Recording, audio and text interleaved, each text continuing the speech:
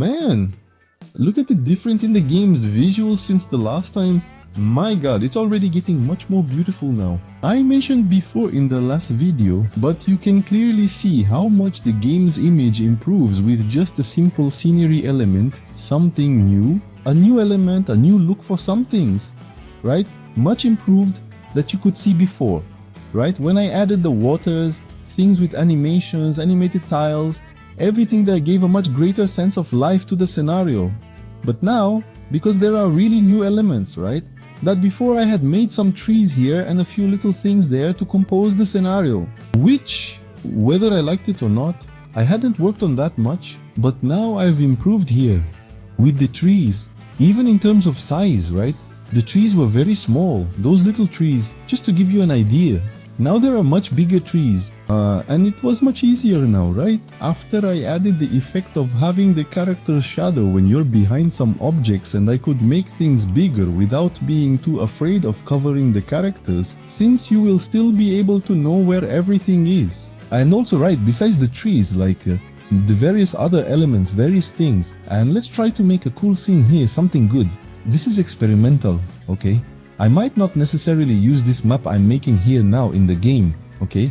This won't necessarily be a place in the game, it's just to see what a nice composition looks like, to see if it's ornamenting everything, right? I am making the background element here with rocks, plants, yeah, some details, right? Like the trees. Things that will also serve as obstacles, right? They won't just be, well, things thrown around. So even in the actual battle, in the actual movement, this will be there as an obstacle, right? They occupy...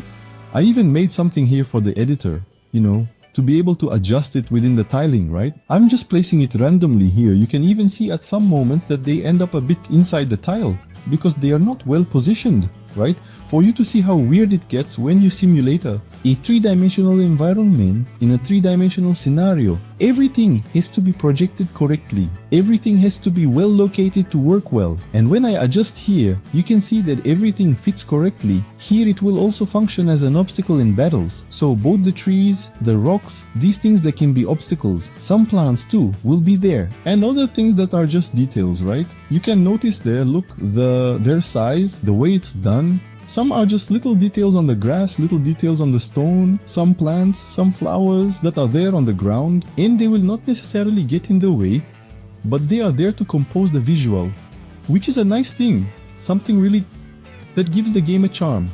Also taking advantage of the water scenes I had created, you can make the wooden tiles, you can make some, and you can get that idea. I also made some new tiles, okay? As you can see, this tile that I'm using to compose the road of this scene is a new guy, okay? He is a guy I made precisely to create this intersection between the dirt and the grass, because you can see that it doesn't end up like that, right? Being that a square of dirt next to a square of grass like it was before, it's not necessarily bad, okay? It's even quite common for games of this style to use this kind of thing, right? Because it's all done in squares in a way, right? Kind of like Minecraft in concept like that, but yeah, it works that way and people kind of normalize it, right? But I think it's cool when there's that intersection, something that gives the idea of a more lively place, a more natural place, and it gives a good impression. In the end, I also put there a shadow to appear, which is a each thing. Yes, it's also an experimental thing, okay?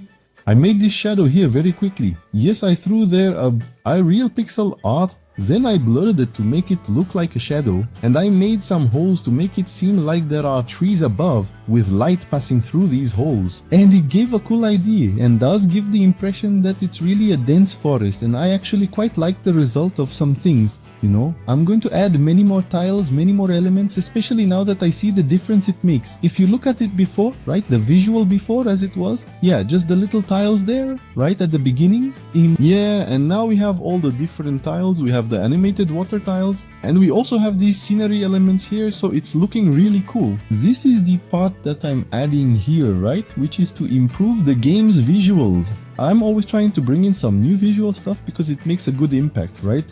Gives a good sense of progress in the game. But it's not just that, okay? I'm trying to follow some new classes, some new skills for old classes, as I had done before, and I'm going to show here some new things I have brought. I am in the part of... I also did some polishing, okay? In the combat part itself, because I improved some bugs that were occurring.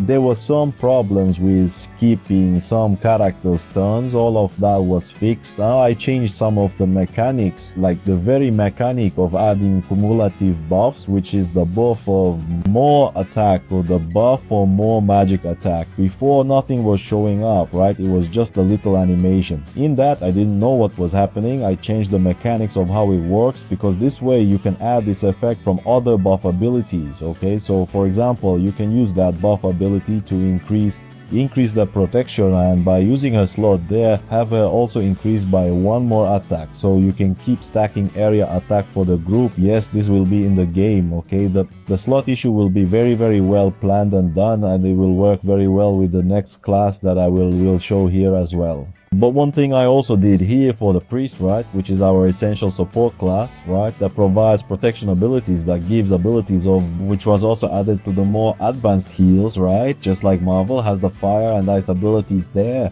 and it has the more advanced abilities that use the intelligence skill, right, that I created. And here healing will also have the same thing. Okay, so before there was only healing 1, right, which was the most basic healing, even with a simpler effect. Now I also made healing 2 and healing 3. Okay, and they are working well.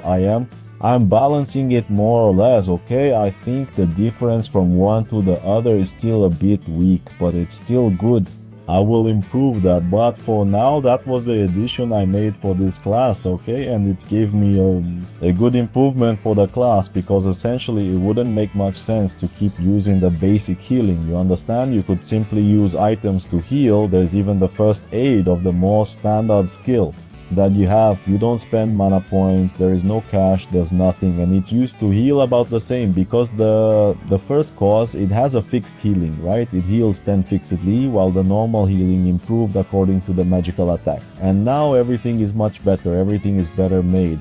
With this intelligent phase functioning, and the healing is much more circumstantial. Okay, I have some new classes here to show. Yes, classes in plural, but I made more than one class this time. I had time to do a few more things, but I'm trying something new to see if I can get a little more reach here to show the game to more people.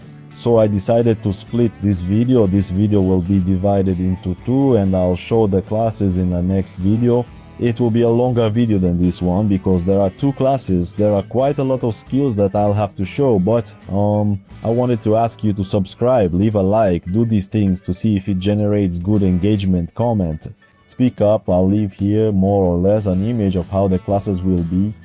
Tell me what you think each class does by their visuals, because it's cool. I can see if I'm getting the design right, because the idea is that you can see the class by the visuals alone and know more or less what each class does.